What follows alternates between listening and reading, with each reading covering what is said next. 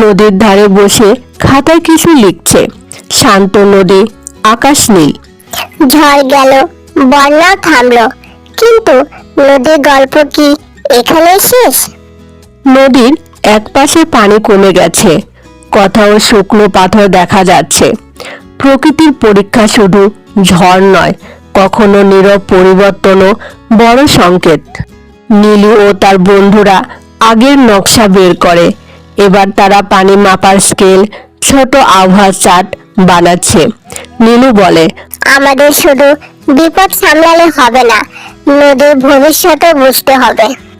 গ্রামের মানুষ গোল হয়ে বসেছে। নীলু বোর্ডে এঁকে বোঝাচ্ছে গাছ, পানির সংরক্ষণ, বৃষ্টির জল ধরে রাখা। সচেতনতা যখন জ্ঞানে রূপ নেয়, তখন গ্রাম বদলাতে শুরু করে। বৃষ্টির পানি সংরক্ষণের ট্যাঙ্ক বানানো হচ্ছে, তীরে নতুন গাছ লাগানো, বাচ্চারা পোস্টার টাঙাচ্ছে।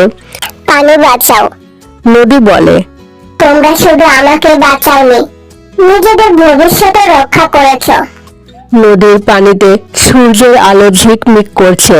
নীলু পানিতে হাত ছুঁয়ে হাসছে। নদী এখন শুধু প্রবাহ না, এটা এক চলমান শিক্ষা। সন্ধ্যায় পুরো গ্রাম নদীর ধারে দাঁড়িয়ে সবাই একসাথে বলে, আমরা নদীর বন্ধু। প্রকৃতি আমাদের শিক্ষক, যে শিখে সেই ভবিষ্যৎ গড়ে। নদীর গল্প শেষ নয়, এটা চলতেই থাকবে। শেষ, কিন্তু যাত্রা চলছে।